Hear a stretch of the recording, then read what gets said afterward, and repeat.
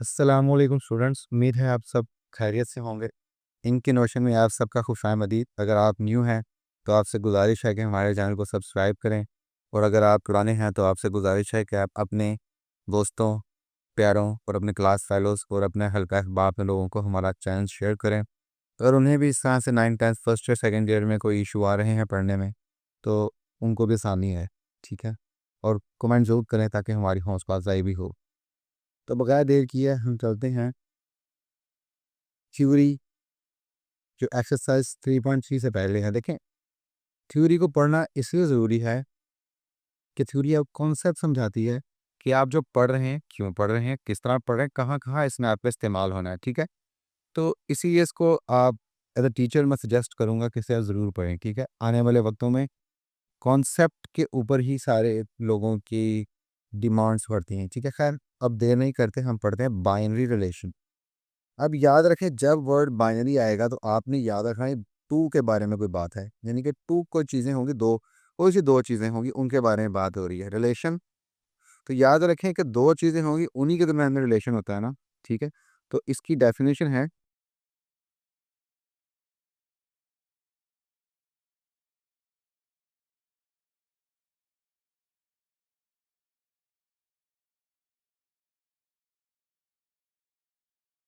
Correlation का मतलब होता है कि एब्स्ट्रैक्ट टाइप ऑफ कनेक्शन, के एक खास किस्म का ताल्लुक दो लोगों के दरमियान में। जैसे हम कर लेते हैं टीचर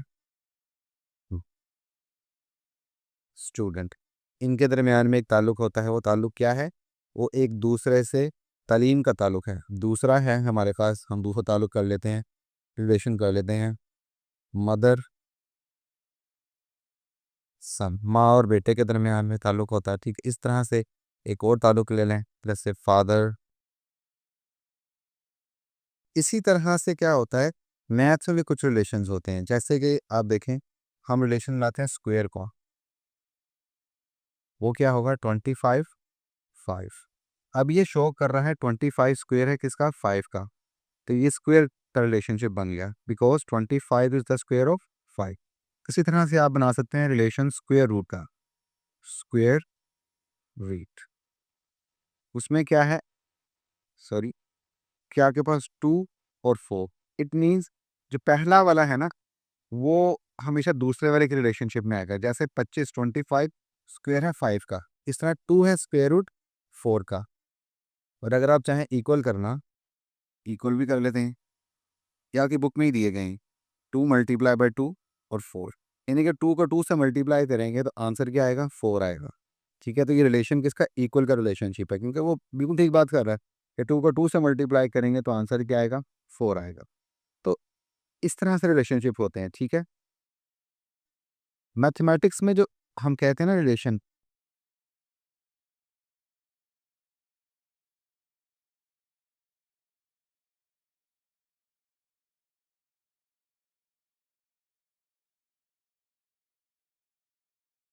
मैथमेटिक्स में जो होता है रिलेशन होता है ना, वो कोई से दो ऑर्डर पेयर में होता है। जैसे हमने लिखा 25 और 5, फिर हम लिख सकते हैं 3 और 2, हम लिख सकते हैं 7 और 12। ठीक है, देखें इसका तो रिलेशन मैंने डिफाइन किया ना कि ये स्क्वायर है, ये स्क्वायर रूट है, ये इक्वल है। अब मैथमेटिक्स में हो सकता है कि ऑर्डर्ड पेयर, इन्हें क्या, इन्हीं ना, इनको ऑर्डर्ड पेयर भी कहते हैं। क्या कहते हैं? Ordered pair. ठीक है, इन्हें कहते हैं ordered pair.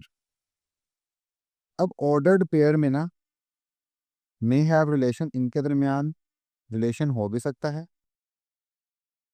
And may not have relation, और रिलेशन नहीं भी हो सकता। ठीक है, जैसे देखें, इसमें देखें ये किसका रिलेशन है? ये रिलेशन है स्क्वायर का, ये रिलेशन है किसका? स्क्वायर का। लेकिन क्या पता चल रहा है कि ये किसका रिलेशन है? नो, हमें नहीं पता चल रहा। लेकिन हाँ, इसमें क्या है, 3 इज ग्रेटर देन 1, ये रिलेशन है ग्रेटर का। ठीक है, एंड 7 इज ग्रेटर देन 12, तो ये रिलेशन है ग्रेटर का, स्मॉलर का। लेकिन कुछ ऐसे भी हो सकते हैं रिलेशन ही ना हो। फॉर एग्जाम्पल, हमारे पास 1/2 और 3 है। ठीक है, इसमें ग्रेटर स्मॉलर तो बन सकते हैं, जो कि हम एक्चुअल नहीं इसको समझते, के बन सके, लेकिन इसमें एक्चुअल और किसी किस्म का इस तरह से नेम के साथ कोई रिलेशनशिप भी नहीं। तो हम कह सकते हैं कि बाइनरी रिलेशन में जब ऑर्डर पेयर लिखते हैं, जब इस तरह ब्रैकेट में दो नंबर्स लिखते हैं, तो इनके दरमियान हो सकता है रिलेशन हो सकता है रिलेशन ना हो। ठीक है, इन दो कंपोनेंट्स से मैं की बात कर रहा हूँ, इनके दरमियान रिलेशन हो भी सकता है, नहीं भी हो सकता।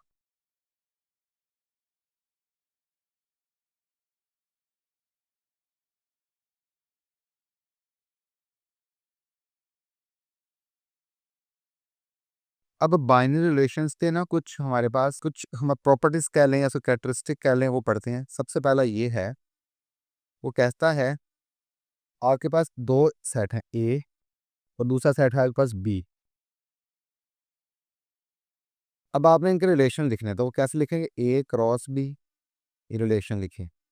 फिर क्या होगा, पहला वाला इसके पहले वाले के साथ, इसका पहला वाला इसके दूसरे वाले के साथ,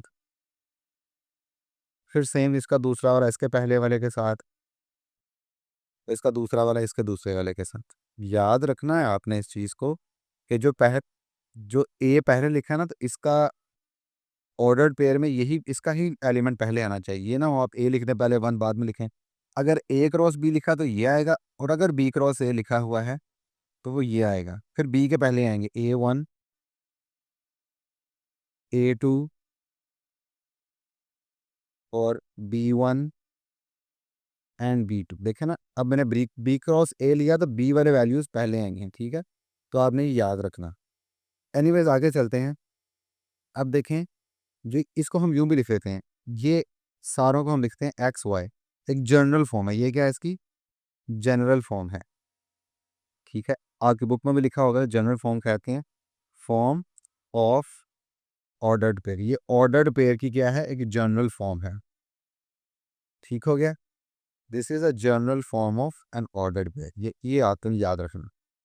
अब जो इसमें जो पहला होगा ना एक्स, पहला एलिमेंट, ये अगर ए क्रॉस बी है तो ये एक्स किसका एलिमेंट होगा, ए का। तो दूसरा बी है, वो किसका एलिमेंट होगा, सॉरी वाई है, वो किसका एलिमेंट होगा, बी का। तो याद रखना है, अगर ए क्रॉस बी फाइंड आउट कर रहे हैं, फिर पहला होगा वो ए का होगा और बी का होगा जो पहले वाले का होगा, जो वाई है दूसरा है वो दूसरे वाले सेट का होगा। इस तरह इसमें चलते हैं। तो इसमें बी है तो ये सेट किसका है, जो पहले लिखा हुआ है। ठीक है, इसे कह देंगे एलिमेंट ऑफ बी। ठीक है, और ये जो वन लिखा है किसका एलिमेंट है, ये एलिमेंट है हमारे ए का। चूंकि ये वन ए में है ना, इसलिए ये ए का एलिमेंट है। ये बी है, जो ये बी में है तो ये इसलिए बी का एलिमेंट है। तो इसका मतलब इस मेरे ख्याल से समझ आया होगा, अगर जो पहला लिखा होगा हमेशा फर्स्ट सेट से होगा, तो दूसरा एलिमेंट लिखा होगा वो हमेशा दूसरे सेट में से होगा। ठीक है, अब देखें, इस हमने एक रिलेशन लिखा, अब इसको ज़रा अब इसकी दूसरी प्रॉपर्टी है। अब इसकी ये दूसरी प्रॉपर्टी है, इसमें हम पहले सबसे एक रिलेशन लिखते हैं, ए क्रॉस बी, जो कि क्या है, मैं इस रिलेशन को ले रहा हूँ, इसको नहीं ले रहा, इसे समझाने के लिए लिखा था। ये एक्चुअल चीज़ है, 1A 1V 2A TD। ठीक है, अब आपने चीज़ याद रखनी है, इसमें एक दो तीन चार एलिमेंट्स थी। ठीक है, अब इसका एक सबसेट लिख देते हैं, जैसे हमने लिखा 1A सबसेट लिखे। ठीक है, ये सबसेट क्या है, इसे कहते हैं ऑर्डर्ड पेयर। क्या कहते हैं, ऑर्डर्ड पेयर। ठीक है, ये आपने याद रखना है कि ये क्या है, ऑर्डर्ड पेयर। ठीक है, अब ऑर्डर्ड पेयर की हमने सबसे पहले, और इसे हम डिनोट कैसे करते हैं, इसे हम डिनोट करते हैं आर से। Are is equals to 1P, ये ऑर्डर्ड पेयर बन गया। ठीक है, 1A क्या है, ऑर्डर्ड पेयर है किसका, ए क्रॉस बी का। ठीक हो गया, अब याद रखें एक चीज, ऑर्डर्ड पेयर लिखा है हमने 1A, so इसे हम कहते हैं डोमेन। डोमेन, ठीक है, तो सेकंड एलिमेंट होता है ऑर्डर पेयर का, इसे हम कहते हैं रेंज। आपने ये याद रखना है, पहला एलिमेंट है वो होगा डोमेन, तो दूसरा एलिमेंट क्या होगा, रेंज। अब मैंने आपको इसमें सी भी बताया है और साथ में मैंने आपको इसका डी पार्ट भी समझा दिया है, क्योंकि उसमें सी पार्ट में इसको डोमेन कहता है और डी पार्ट में से रेंज का बताता है। ठीक है, और एक और बहुत इंपॉर्टेंट चीज़ है जो वो वहाँ पे लिखता है, वो करते हैं, वो है आपका ई पार्ट, यानी कि उसकी फिफ्थ प्रॉपर्टी की, सिर्फ फिफ्थ का देता हूँ। ये 3 और 4 हैं प्रॉपर्टीज इसकी, ये सेकंड है, ये फर्स्ट है। ठीक है, अब वो कहता है आगे पास एक सेट है, non empty set, A is non empty set. Plot कर लें, ए इज इक्वल्स टू क्या है, हम इसको थोड़ा चेंज करते हैं, 1 2 और 3 लिखते हैं। अब वो कह रहा है ए क्रॉस ए आएगा ना, अब ए क्रॉस ए हम लिख लेते हैं, 1 को 1 के साथ लिखेंगे, 1 को 2 के साथ लिखेंगे, 1 को 3 के साथ रखें, फिर 2 को, इस 2 को फिर सबके साथ कन्वर्ट करेंगे, 2 को 1 के साथ, 2 को 2 के साथ, फिर वो 3 के साथ, फिर 3 को करेंगे 1 के साथ, 3 को 2 के साथ, 3 को 3 के साथ। अब इनमें से आप कोई से भी एक वैल्यू ले लें, हम 2 1 ले लेते हैं। 2 1 क्या है, रिलेशन है इन ए, यानी कि 2 1 ए में एक रिलेशन है। ये 2 1 है ना, वो क्या है, ए में एक रिलेशन है। ठीक है, अब हमने एग्जाम्पल नंबर 7 करनी है, जो कि बहुत इंपॉर्टेंट है इस लिहाज से समझने के लिए कि रिलेशनशिप क्या होती है।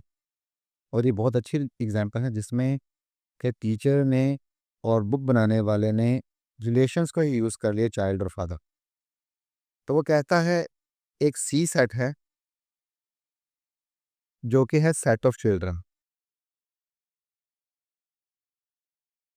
तो उसमें क्या कौन कौन होगा, C1 C2 C3। इसी तरह से हमारे पास एक सेट F है, वो है सेट ऑफ फादर्स,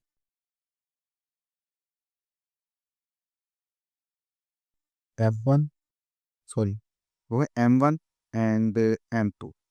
फादर्स को उसने M1 M2 से कहा हुआ है। ठीक है, तो सबसे पहले क्या करेंगे, हम करेंगे इसकी कार्टेशियन प्रोडक्ट लेंगे, कार्टेशियन प्रोडक्ट। हम सी और एफ की कार्टेशियन प्रोडक्ट लेंगे, वो कैसे आता है, सिंपल सा, सी क्रॉस एफ। वो क्या था, सबसे पहले C1 M1, ठीक है, फिर C1 M2 के साथ, फिर C2 M1 के साथ, फिर C2 M2 के साथ, फिर C3 M1 के साथ, ये M1 है इसको याद रखना, और फिर C3 M2 के साथ। ठीक है, ये आप क्या पार्टीशन प्रोडक्ट ऑफ CNF। अच्छा, इसका दूसरा स्टेप है, हमने इसका रिलेशन फाइंड आउट करना है, रिलेशन आर। मैंने आपको इससे पहले बताया था कि आर से हम रिलेशन को फाइंड आउट करते हैं, ठीक है, डिनोट करते हैं। तो ये क्या होगा, ये आर होता है सेट ऑफ ऑर्डर पेयर, और वो क्या है, ये है ऑर्डर पेयर जिसने दिया।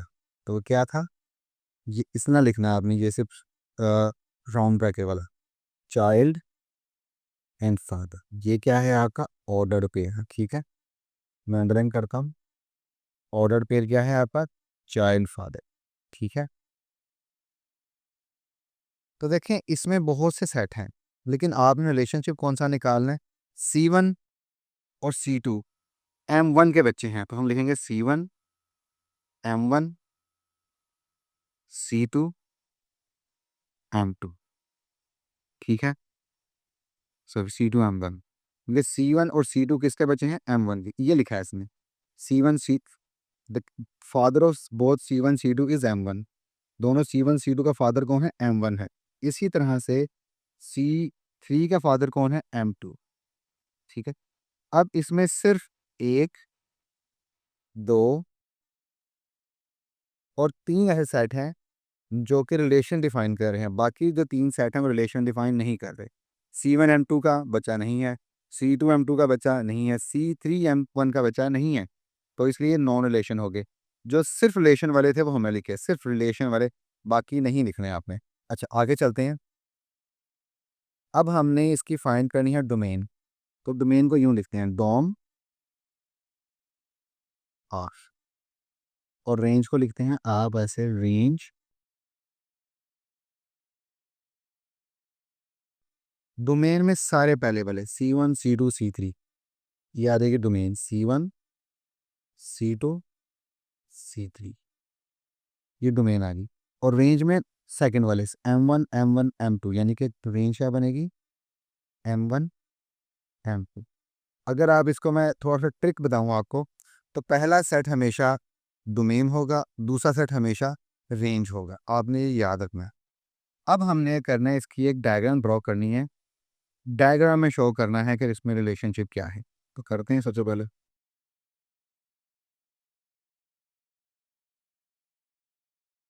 इसमें लिखेंगे C1 C2 C3। जिस तरह से एक और भी बनाएंगे सर्कल शेप, इसमें लिखेंगे M1। देखें, C1 एंड C2 दोनों क्या थे, M1 के बच्चे थे, और C3 अकेला क्या था, M2 का बच्चा था। ठीक है, तो इस तरह से पूरी की पूरी आपकी क्या होगी, ये एग्जाम्पल सॉल्व होगी। ठीक है, इसको आपने हमेशा याद रखना है।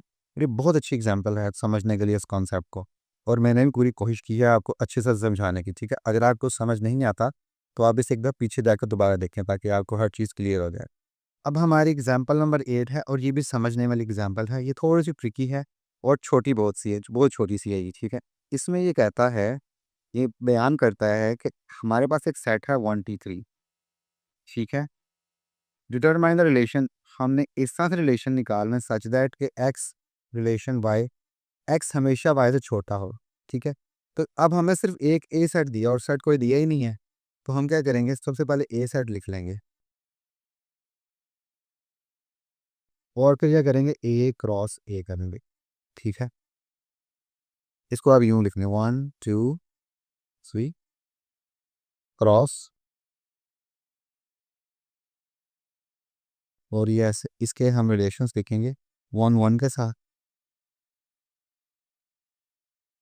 1 2 के साथ, 1 को 3 के साथ। इसी तरह से 2 को 1 के साथ, 2 को 2 के साथ, 2 को 3 के साथ। ठीक है, इसी तरह 3 को 1 के साथ, 3 को 2 के साथ, 3 को 3 के साथ। ठीक है, अब हमें रिक्वायर्ड क्या है, यहाँ लिखते हैं,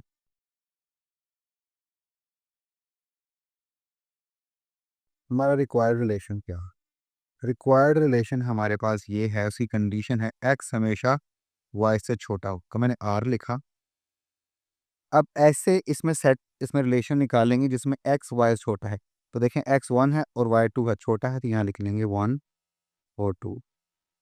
X1 वाई से छोटा है, एग्जैक्टली छोटा है, तो ये लिख लेंगे 1 और 3। ठीक है, इसको मैंने इसलिए थोड़ा सा करके लिखा है कि इसमें हो सकता है भी और सेट भी आ रहे हैं, तरतीब से लिख लेंगे। ठीक है, और 2 1 2 बड़ा है, 2 2 दोनों बराबर हैं, ये भी नहीं आता, 2 3। अब ये एक्स छोटा है वाई से, तो लिख लेते हैं हम 2 और 3। ठीक है, 3 1 देखें तो एक्स वाई से बड़ा है, 3 2 एक्स वाई से बड़ा है, 3 3 बराबर है, तो हमारे पास सिर्फ ये वाले आंसर आते हैं। ठीक है, अब इस रिलेशन की डोमेन और इस रिलेशन की रेंज निकालनी है। ठीक है,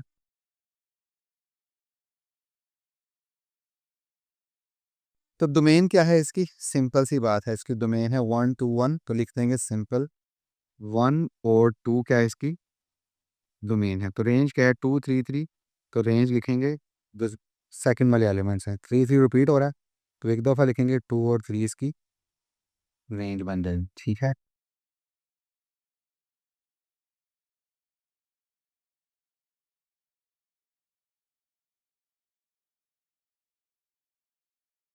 हमने अब एक्सरसाइज नंबर 3.3 से पहले की थ्योरी पढ़ रहे हैं, उसमें हम रिलेशन पढ़ना है as table, order pair, graph. इसके 3 तरीके होते हैं इसको शो करने के लिए। एक होता है ऑर्डर पेयर जो हम पढ़ चुके हैं, फिर आता है टेबल और आता है फिर ग्राफ। इससे पहले आप ये याद रखें कि हमारे पास दो सेट्स हैं। मैं इसको यूँ लिख देता हूँ कि एक सेट ए है जो कि 1 और 2 है, और एक सेट बी है जो कि ए और बी है। ठीक है, ए क्रॉस बी क्या आएगा, मैं ये लिख देता हूँ आपको, 1 ए 1 बी 2 ए 2 बी। ठीक है, अब इससे कहते हैं कार्टेशियन प्रोडक्ट। ये जो पूरा का पूरा है इसका नाम होता है कार्टेशियन प्रोडक्ट। Cartesian product. ठीक है, सही है। इसमें से हम कोई एक पेयर लेना, 1 ए, इसे हम कहते हैं रिलेशन। क्या कहते हैं हम इसे? रिलेशन। ये आपने पढ़ा है। और इसको हम ऑर्डर्ड पेयर भी कहते हैं, और साथ साथ क्या कहते हैं इसे हम? Ordered pair. ठीक है, अब इस ऑर्डर पेयर के दो हिस्से हैं, 1 और 2। जो पहला वाला हिस्सा है जिसे हम एक्स भी कहते हैं, दूसरे वाले हिस्से को हम वाई भी कहते हैं। इसका जो नाम है इसे हम कहते हैं एप्स एप्सीसा। ठीक है, और जो वाई है इसे हम कहते हैं ऑर्डिनेट। ऑर्डिनेट। और अगर आप इसको और आसान अल्फाज में करें तो पहला वाला होता है एक्स एक्सिस के लिए। ठीक है, और दूसरा वाला होता है वाई एक्सिस के लिए। ठीक है, अब जो हमने सबसे पहले चीज पढ़नी है वो पढ़ना है ऑर्डर पेयर क्या होते हैं।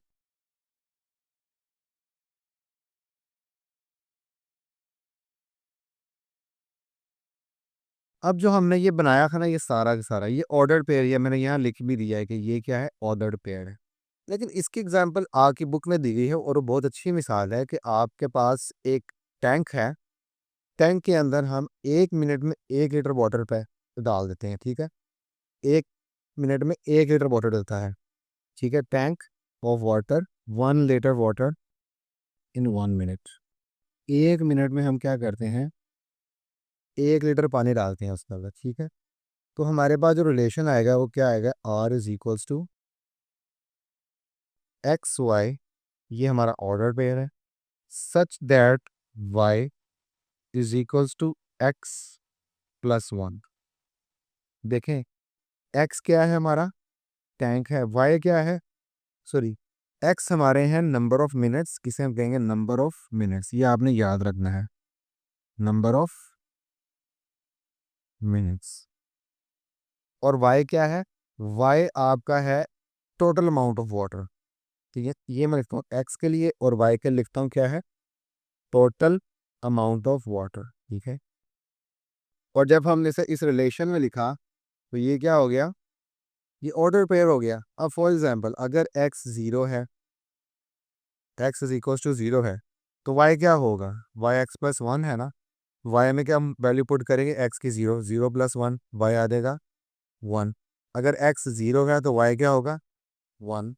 इसी तरह से हमारे पास, अगर ये छोटी सी लाइन और लगाते हैं, अगर हमारे पास x 1 है तो y क्या होगा, y तो x प्लस 1 है, तो y आ जाएगा 1 प्लस 1 इज इक्वल्स टू 2।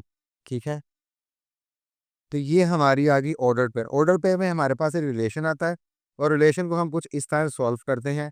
कैसे कि अगर हम x की वैल्यू पुट करें तो y की वैल्यू भी आएगी। एक्चुअली में क्या होता है कि हम इसी रिलेशन को हर जगह यूज़ करते हैं, चाहे आप टेबल में कर लें चाहे आप ग्राफ में कर लें। अब हम क्या करते हैं, टेबल पढ़ते हैं। ठीक है, अब यहाँ पे लिखते हैं इसका टेबल। टेबल में हमने कुछ नहीं करना, एक सिंपल सा काम करना है। हम एक इस तरह से लाइन लगा देते हैं। ठीक है, और टेबल के इस तरफ लिख देते हैं सिंपल एक्स जो कि टाइम है, और टेबल के इस तरफ लिख लेते हैं हम y जो कि x प्लस 1 है, जो क्या है, वाटर है। वाटर इन कैन, टैंक में मौजूद वाटर है। अब हम क्या करेंगे, इसकी वैल्यू करेंगे। अगर x 1 है 0 है तो y क्या होगा, 0+1, तो y को ला देगा 0 तो फिर 1 के। अगर x 1 है तो y क्या होगा, 1+1, तो y आ जाएगा 2 के। यानी कि जो यहाँ पे लिखेंगे x y क्या होगा, उससे एक ज़्यादा ही होगा। ठीक है, तो हम सिर्फ 3 तक जाते हैं। ठीक है, बल्कि आप क्या करें, 4 तक करें। अब ये हमारी रिप्रेजेंटेशन है, इसे कहते हैं टेबल रिप्रेजेंटेशन। टेबल हम टेबल में बनाएंगे। अब टेबल में अगर आपने बनाना है इसको और क्लियर करना, तो आप यहाँ लाइन लगा के साथ साथ शो कर दें। चूँकि मैंने आपको सिंपल सा बताया है, तो ये भी टेबल ही है इसका। ठीक है, अब क्या करेंगे, हम इसका ग्राफ बनाते हैं। ठीक है,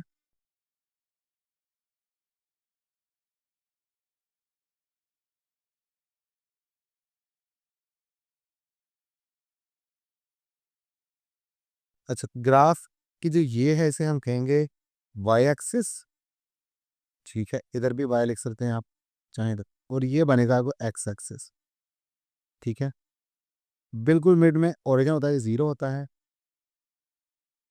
और इसके लेफ्ट साइड पे माइनस में वैल्यूज होंगी, इसकी राइट साइड पे पॉजिटिव वैल्यूज होंगे।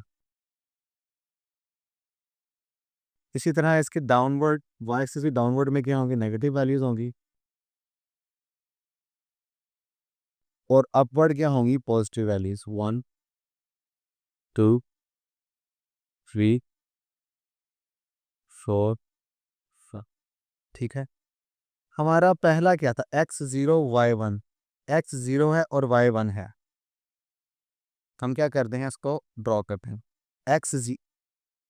x0 है, y1 है, यहाँ हमने पॉइंट लगा दिया। तो दूसरा x1 था, y2 था, x1 y2, तो ये पॉइंट यहाँ आ गया। इसी तरह से x2 आया तो y3 आ गया। 2 पर 3 है तो हम यहाँ करेंगे, 3 पर 4 है तो हम इसको यहाँ कर देंगे, 4 पर 5 है तो हम इसको यहाँ कर देंगे। इसके बाद आपने क्या करना है, आपने सिंपल स्केल लेना है और इसको ड्रॉ कर देना है कुछ इस तरह से। ठीक है, आप चाहे इसको लाइन को एक्सटेंड भी कर सकते हैं, क्योंकि हम जितनी मर्जी वैल्यू लें तो एक्सटेंड कर सकते हैं, कोई इसका इशू नहीं है। ठीक है, सही हो गया। अब जो पहला पॉइंट है वो था 0 और 1, फिर दूसरा पॉइंट है वो था 1 और 2, ये 2 और 3, ये वाला आएगा 3 और 4, और ये आएगा 4 और 6, दिस इज 4 एंड 6। ठीक है, तो ये मेथड हमारा कौन सा, ये ग्राफ है, क्योंकि हमने इसको ग्राफ में बनाया है तो इसलिए हम यहाँ लिख देंगे इसका ग्राफ।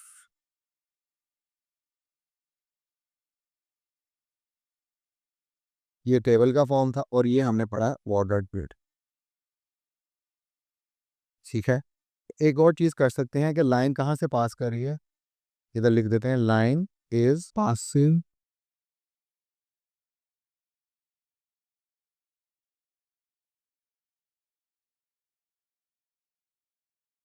तो जो लाइन है हमारी वो इन नंबर्स के थ्रू क्या कर रही है, पास कर रही है। ठीक है, जो कि हमने ड्रॉ भी की। ठीक हो गया, उम्मीद है आपको टेबल, ग्राफ और ऑर्डर पेयर की ये 3 फॉर्म्स जो कि हमारी यूज होती हैं रिलेशन में, आपको समझ आया होगा। ठीक है, अब हमने पढ़ना है function and its domain and range. देखें, इसको पढ़ना, वैसे तो मैंने इसके बारे में थोड़ा सा आपको ना एक्सप्लेन किया था, तो आपको यूँ एक्सप्लेन करता हूँ कि डोमेन क्या होती है और रेंज क्या होती है। देखिए, आप बाइक चलाते हैं, बाइक में अगर हम पेट्रोल ऐड करते हैं तो पेट्रोल उसकी डोमेन है। अगर हम पेट्रोल ऐड नहीं करेंगे तो हमारी बाइक नहीं चलेगी, तो पेट्रोल क्या है, उसकी डोमेन है। इसी तरह से एक 70 होंडा सिटी 70 है, वो 1 लीटर ऑयल में 70 किलोमीटर करती है, यही उसका क्लेम है। तो इट मीन्स जो होंडा सिटी 70 है उसकी रेंज 1 लीटर में 70 किलोमीटर है।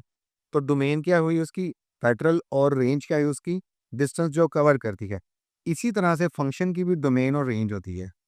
ठीक है, इसी, और आज मैं उसी एग्जांपल से जाऊंगा। हम दो सेट ले लेते हैं जो नॉन एम्प्टी सेट हैं। ठीक है, ये डोमेन, ये हो गया ए और ये हो गया बी। बी कर लेते हैं, हमारे पास है 3 और 4। ठीक है, इसकी हम Cartesian product A cross B ले लेते हैं। तो ए क्रॉस बी क्या आएगा, 1 पहले का फिर दूसरा, फिर पहले ए का 1 और बी का 4 और फिर ए का 2 सॉरी और 3, फिर आएगा 2 और 4 एंड दैट्स इट। ठीक है। अब आपने एक और चीज़ ज़हन में रखनी है जो आप अब समझ आए, वो ये है कि डोमेन अगर हम इस तरह से कोई सेट लिखते हैं ना, तो जो फर्स्ट सेट होता है वो उसकी डोमेन होती है, तो उसको लिख सकते हैं डोमेन एफ। ठीक है, इज इक्वल्स टू क्या है, ए के इक्वल। ठीक है, और जो सेकंड सेट होता है वो रेंज होती है। ठीक है, तो आप उसको भी यूँ लिख सकते हैं, range f is equals to क्या, बी है। ये आगे बुक में नहीं लिखा, लेकिन मैं आपको सिर्फ सिर्फ समझाने के तौर पर बता रहा हूँ कि यूँ होता है। ठीक है, अगर इस सूरत में ये दो सेट मिलके एक फंक्शन बना रहे हैं, ये कार्टेशियन प्रोडक्ट बना रहे हैं, इसे हम एफ कह देते हैं, तो इसको हम यूँ लिखेंगे, F A B.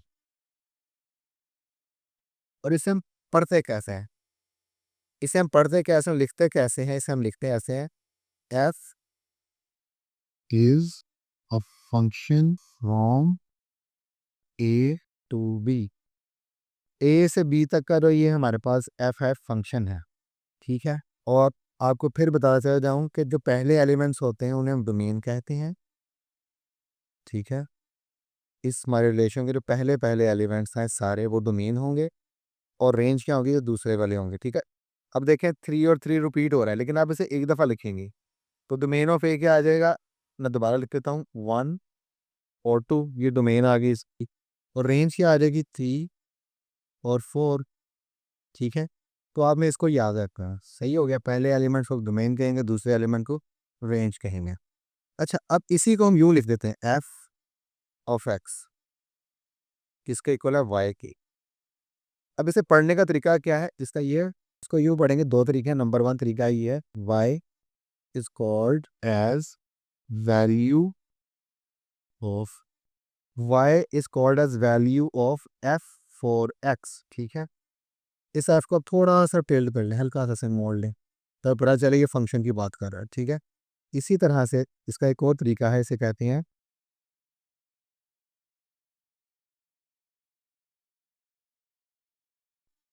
y is image of x under f। ठीक है, तो आपने इसको भी समझना है। ठीक है, आपको उम्मीद है आपको डोमेन रेंज भी समझ आई होगी। अगर मैं इसका वो ट्रिक बताऊं, तो ट्रिक सिर्फ एक है कि पहले एलिमेंट्स किसी भी रिलेशन के उसे हम कहते हैं डोमेन, तो दूसरे एलिमेंट्स उन्हें हम कहते हैं रेंज। बस ये इतना सा आपने ज़हन में याद रखना। हमारे पास एग्जाम्पल नंबर 9 है, if A and B define a function like this. Function क्या है हमारे पास, कुछ ये हो।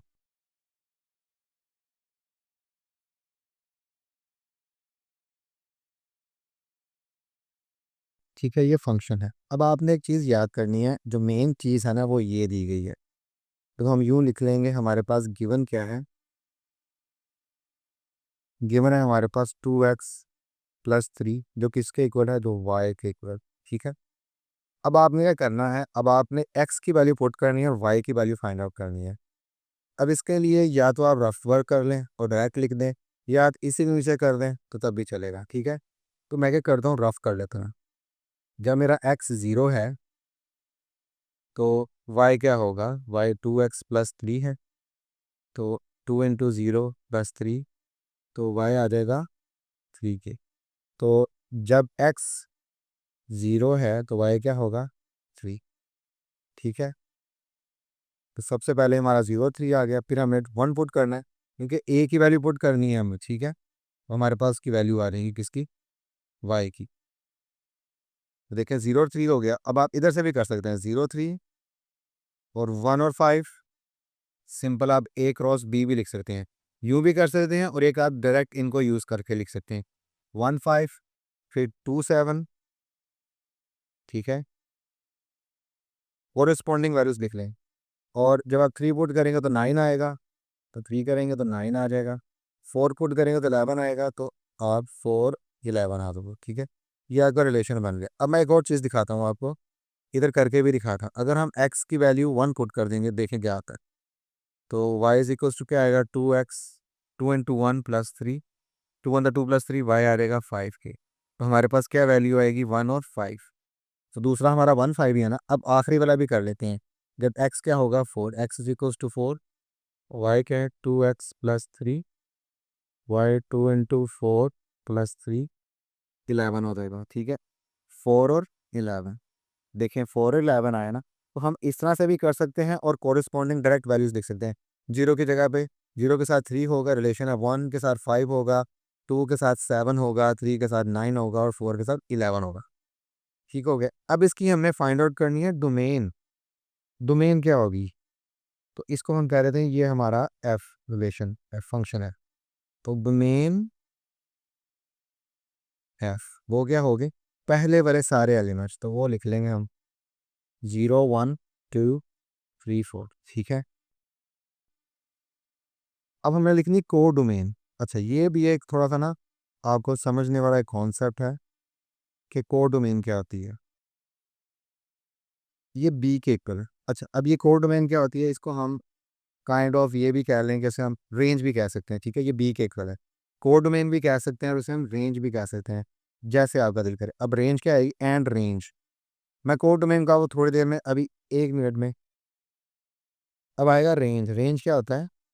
रेंज होती है हमारी सेकंड वैल्यू सारी की सारी। रेंज एफ लिखते हैं सबसे पहले और सेकंड वैल्यू सारी की सारी 3 5 7 9 और 11, 3 5। ठीक है, ये रेंज आ गई। अब समझे कोड डोमेन को। हमने बताया कि कोड डोमेन है f is equals to B.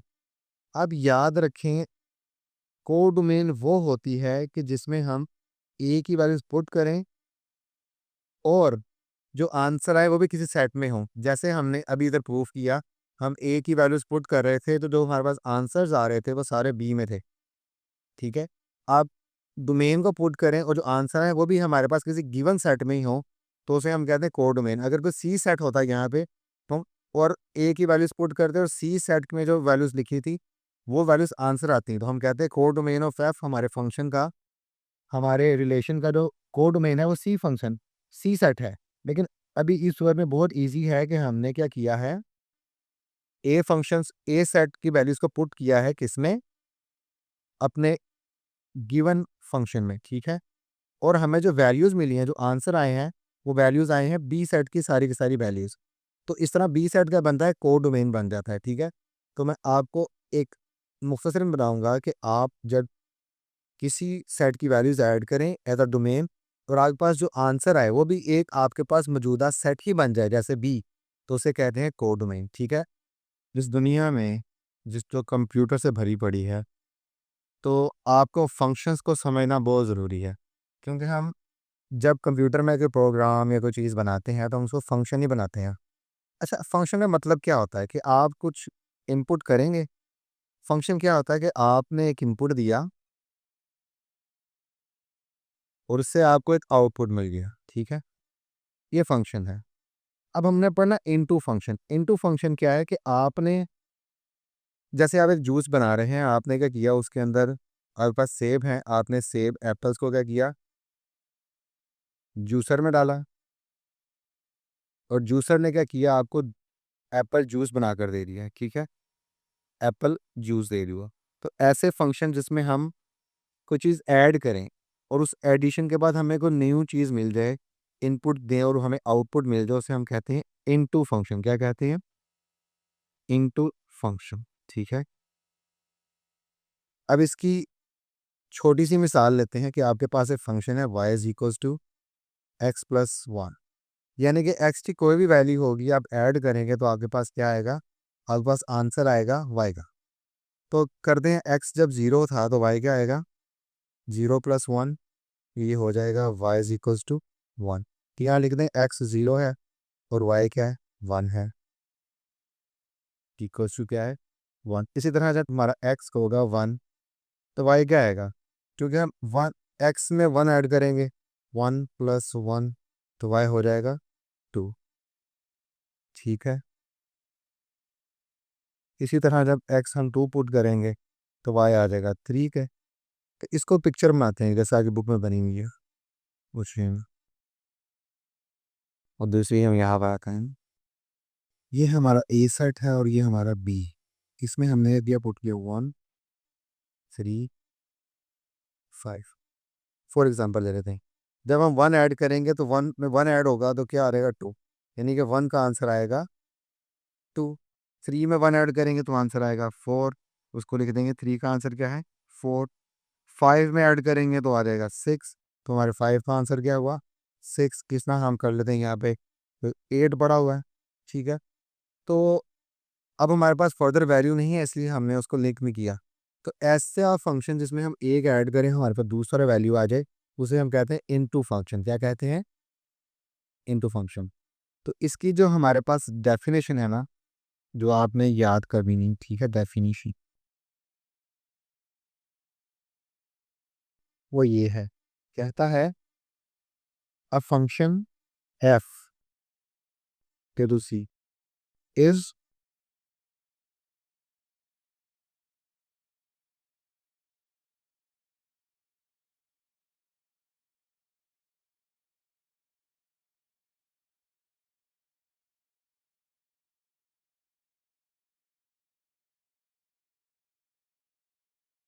अब इसकी डेफिनेशन है function f A to B is called into function. इसे हम उस वक्त इनटू फंक्शन कहेंगे जब if not every element of B, जब बी के सारे एलिमेंट नहीं यूज हुए होंगे। देखें 1 से 2 3 से 4 5 से 6 ये सब के सब यूज हुए हैं लेकिन एक छूट गया ना, तो ऐसा अगर फंक्शन आप देखें जिसमें एक वैल्यू छूट जाए उसे आपने इनटू फंक्शन कहना है। क्या कहना है, इनटू फंक्शन। अच्छा, इसकी एक सिंपल सी आप डेफिनेशन और लिख लें आप, कि एक इनटू फंक्शन वो होता है जो that does not cover the whole codomain. अब इनटू फंक्शन एक ऐसा फंक्शन है जो क्या करेगा, तो सारी की सारी कोडोमेन कवर नहीं करेगा, उसमें कुछ हिस्सा ले लेगा बाकी छोड़ देगा। तो इस तरह के फंक्शन को कहते हैं हम इनटू फंक्शन। अब हमारे पास है वन वन फंक्शन और इंजेक्टिव फंक्शन। ये वो फंक्शन होते हैं, पहले इसको ड्रॉ करते हैं। ये हमारे पास ऐसे फंक्शंस हैं जिनको हम लिखते हैं कुछ यूनिट 1 2, ये ए है, सिखा से ये बी है, ए बी सी, ये बी है। 1 की वैल्यू ए से कॉरेस्पॉन्ड करेगी, बी दी 2 की बी से। अभी ऐसा फंक्शन है जिसमें ए की कोई वैल्यू बी के बराबर सेम ना हो, ठीक है। लिख लेते हैं अ फंक्शन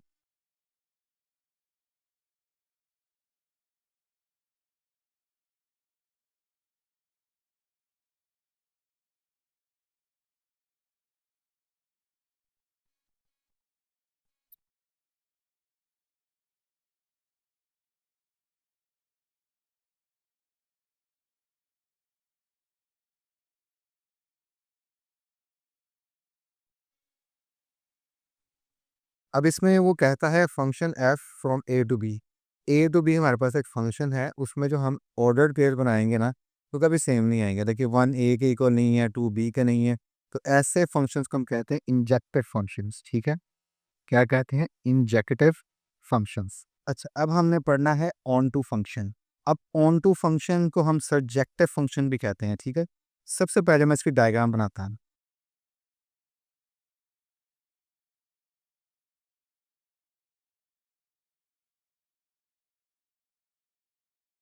ये ए हो गया और ये बी हो, और M1 M2। अब ये एग्जाम्पल जो हमने पहले की थी ना, एग्जाम्पल नंबर 7, ये जो हमने पहले एग्जाम्पल की थी ना, एग्जाम्पल नंबर 7, ये उसी का एक फंक्शन है, उसको उसने यूज़ किया फंक्शन को करने के लिए। अभी क्या कहता है कि एक फंक्शन में से सब की तरफ पॉइंटिंग होनी चाहिए, ठीक है। तो इसे हम कहेंगे ऑन टू फंक्शन।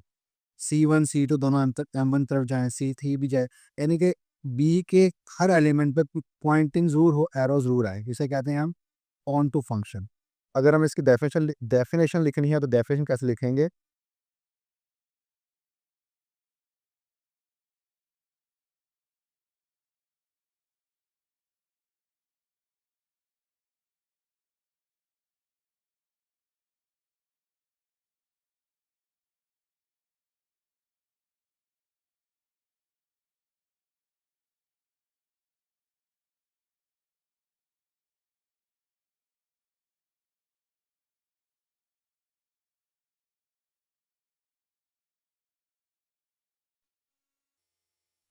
ये इसकी डेफिनेशन है। वो कहता है फंक्शन ए और बी, इसे हम उस वक्त ऑन टू फंक्शन कहेंगे जब एवरी एलिमेंट ऑफ बी, जब बी के सारे एलिमेंट ए यूज़ कर रहा होगा। जैसे देखें C1 C2 M1 के हैं और C2 C3 M2 का है, तो सारे के सारे बी के एलिमेंट बिजी हैं ए के साथ, ठीक है।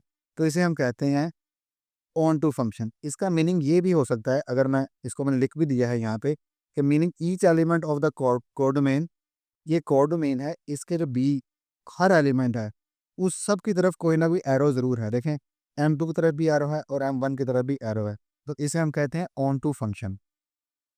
और इसमें बी का कुछ भी नहीं बचेगा, nothing left, B is completely in use.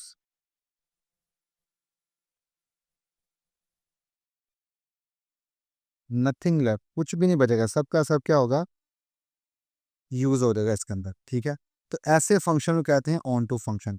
सिर्फ 30 सेकंड में हम इसको रिवाइज करते हैं। रिवीजन में ये होगा कि C1 C2 C3 ए के एलिमेंट्स हैं, बी के M1 M2 है, बी के सारे एलिमेंट्स हैं, उनको ए के एलिमेंट्स क्या कर रहे हैं, पॉइंट कर रहे हैं एरो के थ्रू, यानी कि बी के सारे एलिमेंट ए यूज़ कर रहे हैं। ऐसे फंक्शन को ऑन टू फंक्शन कहते हैं। इसकी एक निशानी है कि बी को डोमेन के एलिमेंट सारे के सारे यूज़ हो, नथिंग लेफ्ट, कुछ भी छुटा ना हो, कुछ भी उसे छोड़े ना, ठीक है। तो इसे कहते हैं ऑन टू फंक्शन। अब हमारा टाइप्स ऑफ फंक्शन में लास्ट फंक्शन है जिसे हम one one and onto function और बाइजेक्टिव फंक्शन कहते हैं। एक्चुअल नेम इसका क्या है, बाइजेक्टिव फंक्शन। सबसे पहले डेफिनेशन लिखते हैं।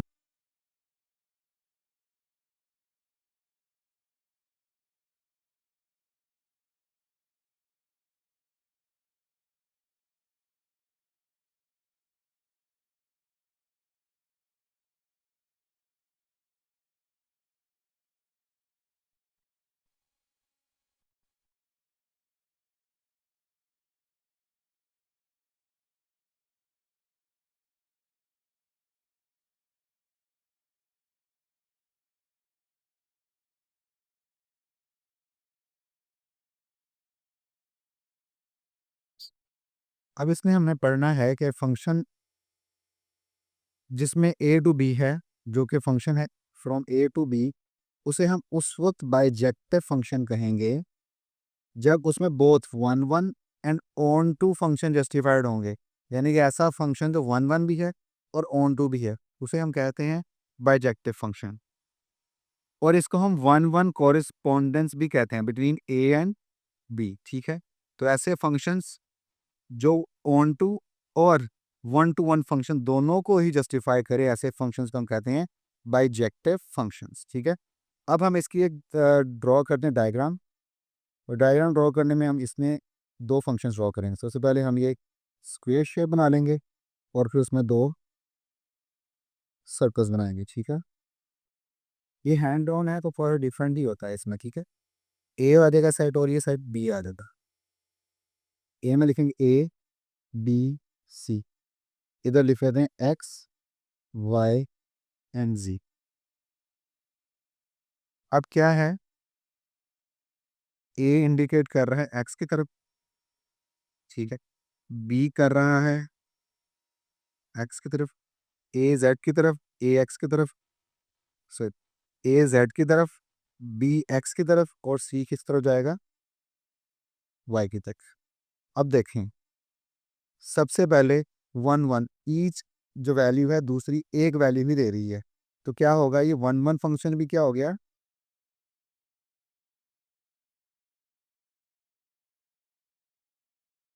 वन वन फंक्शन में जस्टिफाई हो गया ए किसी कंडीशन। और सेकंड कंडीशन इसकी क्या थी, क्या होगा कि ऑन टू फंक्शन भी ये जस्टिफाई करेगा, ऑन टू। ये कैसे हुआ जस्टिफाइड, अब इसको देखते हैं। ऑन टू फंक्शन इस तरह जस्टिफाइड हुआ कि बी वाले सेट की हर एलिमेंट यूज्ड है, कोई भी नहीं छूटा, ठीक है। सब के सब यूज है, कोई हमने यहाँ ए लिखा नहीं या टी नहीं लिखा जो इन सब, ये जो ए में मौजूद एलिमेंट्स हैं उसको इंडिकेट ना कर रहे हो। तो अब बी पूरा पूरा भी यूज्ड है, इसलिए हमारा ये ऑन टू फंक्शन भी जस्टिफाई करता है, वन टू वन फंक्शन भी जस्टिफाई करता है। तो ऐसे फंक्शन को हम कहते हैं बाइजेक्टिव फंक्शन, ठीक है। और अब हम इनका यूज़ करेंगे जहाँ जहाँ भी आएगा, एज इट इज़ एक्सरसाइज में, ठीक है। अगर आप एक्सरसाइज कर रहे हैं या करेंगे तो, और आपने ये देखी है हमारी थ्योरी की वीडियोस भी, तो ये आपको बहुत ज़्यादा फ़ायदा देगी। अब हमने एग्जांपल नंबर 10 करनी है, और ये बहुत ही आसान और सादा सी इसकी एग्जांपल है और बहुत आसान है। वो कहता है एफ ऑफ एक्स इसके इक्वल है, हम सबसे पहले लिखते हैं एफ ऑफ एक्स, वो किसके इक्वल है, 2x-1, ठीक है। और हम इसके बिल्कुल मिड में ना यहाँ पर एक लाइन लगा लेते हैं सीधा, ताकि हम दोनों के दोनों को साइमल्टेनियसली सॉल्व कर सकें। और जी ऑफ एक्स किसके इक्वल है, G of x is equals to X square minus 3, ठीक है। तो ये पहली 1, 2 और 3 एफ की वैल्यूज़ हैं, तो हम सॉल्व करते हैं ऐसे। सबसे पहले 1 को सॉल्व करते हैं। 1 क्या कहता है, F1, यानी कि जहाँ जहाँ एक्स लिखा है वहाँ वहाँ आप 1 की वैल्यू पुट करें और आंसर दें। F1 आ जाएगा 2-1, तो F1 आ गया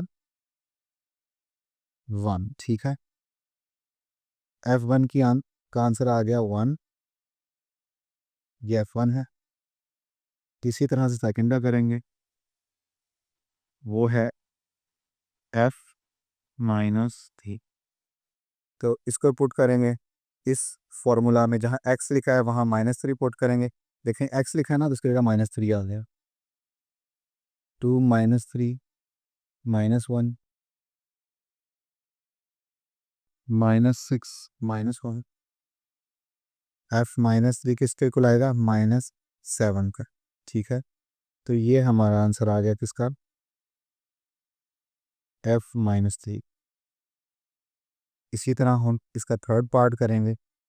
थर्ड पार्ट में क्या है, F7, यानी कि जहाँ जहाँ आपके x लिखा है वहाँ वहाँ आप 7 पुट कीजिए। 14 - 9, 13 आंसर आ रहा है, ठीक है।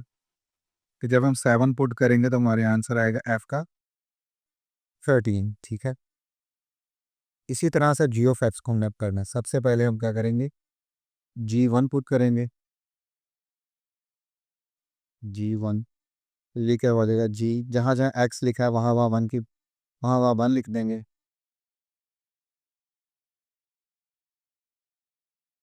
तो G1 आ जाएगा -2 के, ठीक है। तो G1 किसके करें, -2 के। इसी तरह हम इसका सेकंड पार्ट करेंगे। सेकंड पार्ट है G-3, तो उसको पुट करेंगे, जहाँ जहाँ एक्स लिखा है वहाँ वहाँ -3 पुट कर देंगे। 9 - 3,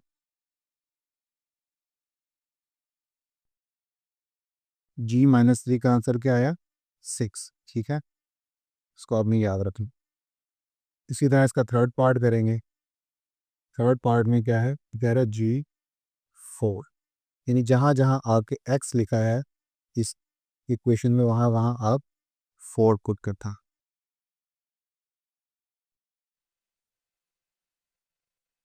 30, ठीक है। G4 का क्या आंसर आया, 30, ठीक हो गया। तो ये हमारी एग्जाम्पल नंबर 10 कंप्लीट होगी। अगर ये आपको पेपर में आएगा तो शॉर्ट क्वेश्चन में आएगा, लॉन्ग में नहीं आएगा, तो आप इसे एक दफ़ा ज़रूर प्रैक्टिस कीजिएगा, ठीक है।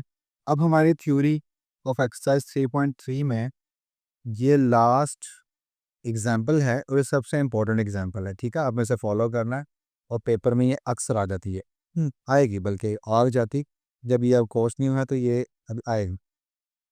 तो हमने देखना है f x is equal to a x plus B plus 3। हमें उसने दिया है फंक्शन, वो क्या दिया है, लिखे नहीं है, फंक्शन है दिया उसने, f of x is equal to a x where a and b are constant number, जबकि ए और बी क्या है, कांस्टेंट नंबर्स हैं। और उसने एक और चीज़ दी है, उसने कहा है जब आप एक्स की जगह 1 पुट करेंगे ना, तो ये जो आंसर आएगा वो 4 होगा। इसको भी सॉल्व करते हैं, ठीक है। और जब एफ ऑफ आप 9 पुट करेंगे ना, 5 पुट करेंगे तो वो 9 होगा।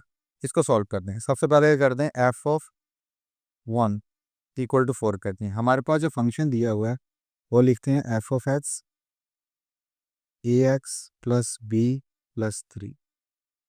एक्स की जगह पे हम 1 लिखेंगे, एफ 1 ए एक्स की जगह 1 प्लस बी प्लस 3। अब देखें उसने खुद कहा है कि एफ ऑफ 1 किसके इक्वल है, 4 के इक्वल है। तो क्या करेंगे, हम पुट करेंगे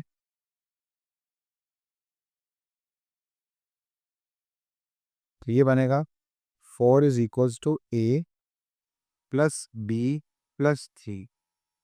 प्लस 3 यहाँ के माइनस हो जाएगा, 4 minus 3 is equals to A plus B. तो ये आ जाएगा A plus B is equals to 1। इसे हम कह देंगे इक्वेशन 1। इसी तरह से F5 को करेंगे, F5 इक्वल्स 9, ठीक है। और फिर हमारे पास जो फंक्शन है वो देखेंगे, वो फंक्शन दिए F x a x plus B plus 3।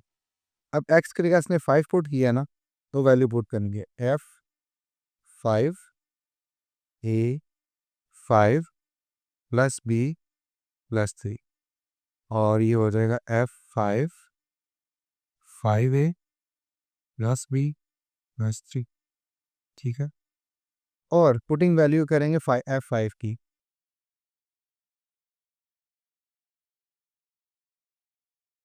तो वो F5 किसके इक्वल है, F5 9 के इक्वल है। तो जहाँ F5 लिखा है वहाँ 9 लिख देंगे। 9 इज इक्वल्स टू क्या आ जाएगा, 5A प्लस बी प्लस 3। ये 3 वहाँ जाके माइनस हो जाएगा, ये हो जाएगा 9 माइनस 3 5A प्लस, तो ये बनेगा 5A plus B is equals to 6। ये बनेगा इक्वेशन 2।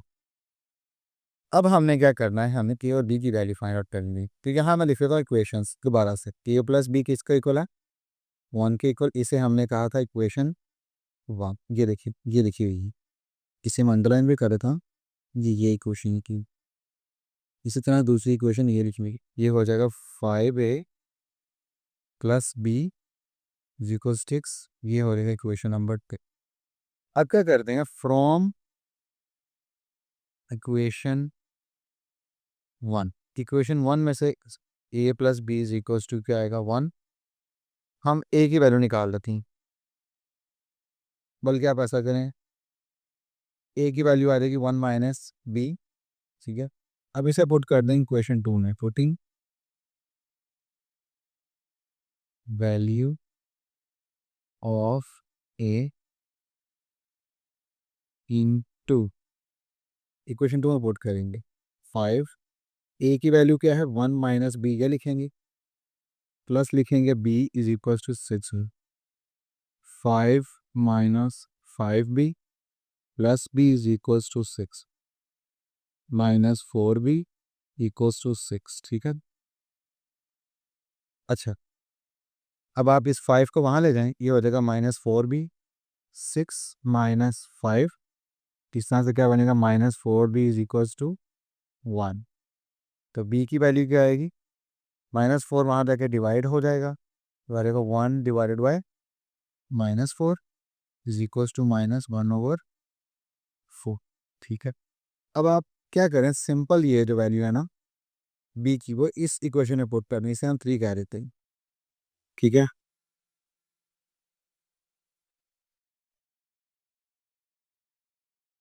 इक्वेशन 3 में पुट कर देंगे, a is equals to 1, b की वैल्यू क्या है -1/4, ये बन जाएगा 1 प्लस 1/4। अब क्या करेंगे, हम 4 को इससे, अब दोनों की तरफ 4 बराबर करेंगे, ठीक है। इस 1 को 4 से मल्टीप्लाई करेंगे, इसमें जो कुछ नहीं है तो 1 होगा, तो इस 1 को 4 से मल्टीप्लाई करेंगे, आ जाएगा +1/4। 4 1 ज़ार 4/4 प्लस 1/4, 4 कॉमन लिया, 4 प्लस 1, एक इसके इक्वल आ जाएगा 5/4, ठीक है। ये हमारे पास वैल्यू आएगी a की, और b को मैं ज़रा यहाँ लिख देता हूँ, इसको यहाँ लिख देते हैं, b इज इक्वल्स टू क्या है -1/4। ये किसकी वैल्यू है हमारे पास, ये अभी है हमारे पास बी। ठीक है, ठीक हो गया। तो ये हमारी एग्जांपल नंबर 11 थी, जिसको मैंने कम्प्लीटली सॉल्व किया आपके लिए और आपको समझाया कि ये कैसे कम्प्लीटली सॉल्व हुए। ठीक है, इसको आपने अच्छे तरीके से करना है कि ये बहुत इंपॉर्टेंट है एग्जाम पॉइंट ऑफ व्यू से। ठीक है।